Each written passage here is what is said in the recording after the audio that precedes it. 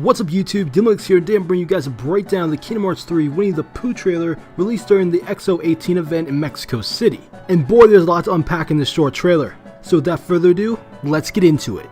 The trailer starts off in Kingdom of Corona, where Rapunzel and Flynn are on a boat and are about to release their lantern in the sky, which is used for the Festival of the Lost Princess. Spoilers, it's Rapunzel. This is also the scene where they sing, "Cut, cut, cut, cut, don't want a copyright claim."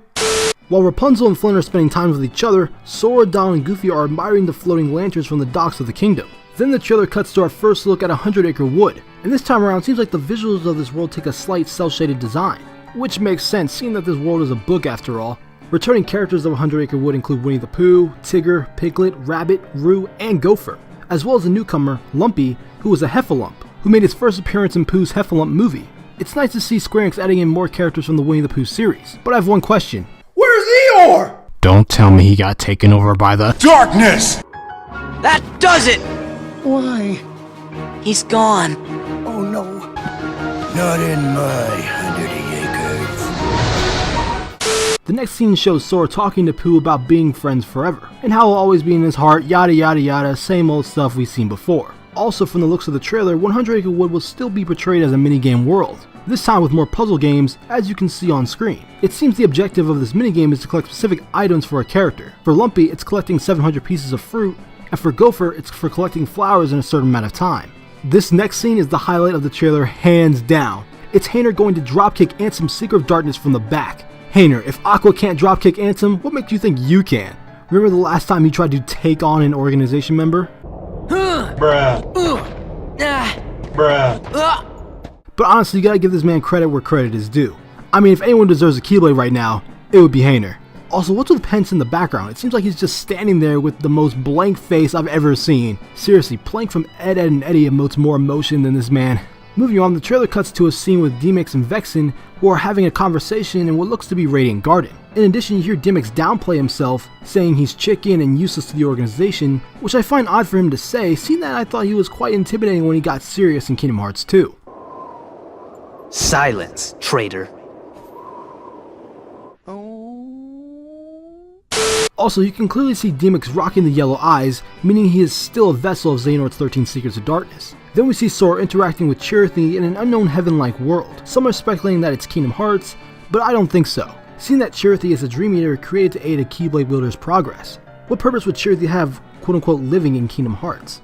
If we fast forward through the trailer, it's confirmed that this heaven-like world is playable, with Sora going around chasing illusions of himself, which has a dream drop distance-like quality to it, making me think this location is some sort of dream world we'll discover later in the game. Also, some fans mentioned that the white hollow pillars look like the pillars from the Kingdom Hearts 2 Final Mix box art, and there's even a Sora standing on top of one. Coincidence? I think not!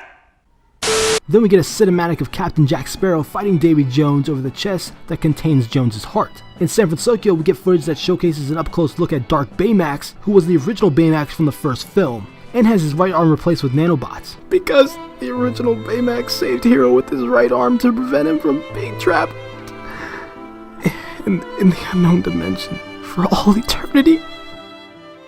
And boy, Dark Baymax has been juicing. Look at how big this man is! The trailer also showcases a few new limits, which include Finn and Rapunzel using Rapunzel's hair to wrap around Sora, Donald, and Goofy to swing them around like a wrecking ball. Also, this scene shows a Heartless with an armor bar instead of an HP bar, which may be a first time for the series. The next limit shows Sora and Jack using Never Fear, which has them slicing and dicing in quick succession in the air, while at the same time Jack throws a barrage of bombs in the process. Then we see Sora using the Honey Launcher, which is most likely one of the Keyblade transformations for the 100 Acre Wood Keyblade, that appears to be a guard form variant. It's interesting to note that the Honey Launcher Keyblade works the same way as the Magic Launcher for the Shooting Star Keyblade. Is this a sign of laziness on the developer's part, or is there something more to it? I guess we'll just have to wait and see.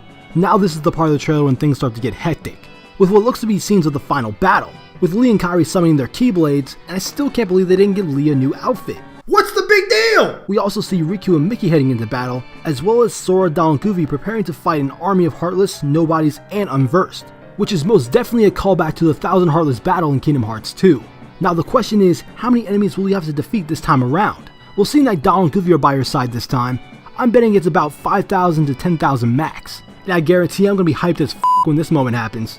Next up, we have the rematch of the century, Terranort vs Lingering Will. Also, I find it quite interesting that Terranort is not wearing an organization coat. In addition, Terranort says, "Who are you?" to the Lingering Will. Although this could be a misdirect, it could be possible that this version of Terranort is from the time period when he got amnesia after fighting Aqua in Radiant Garden. And here's where the worst part of the trailer kicks in.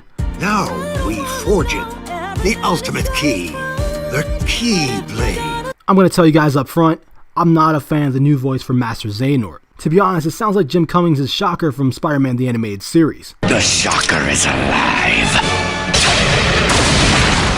I think an actor like Scott Glenn would have been a good replacement for the role of Master Xehanort, seeing that he has that old wise grizzle to his voice.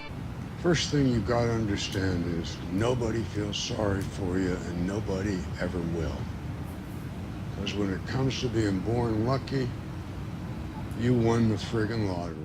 I know it's not easy to replace the iconic Leonard Nimoy, RIP, but that's just how I feel about it. Lastly, you can see the 13 Secrets of Darkness assemble on an old structure of some sort, which looks to be similar to the one Roxas appears in front of in a previous trailer. Fans have also pointed out that there might be 2 female members based on their posture, one obviously being Larxene, and the other possibly being Xion.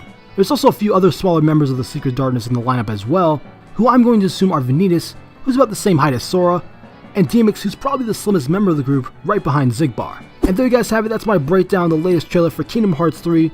Let me know if you spot anything else in this trailer in the comment section down below, and if you enjoyed this video, make sure to hit the like button. It really helps me out to subscribe for more content from me on Kingdom Hearts and other games in general on DMLX. I'll see you in the future.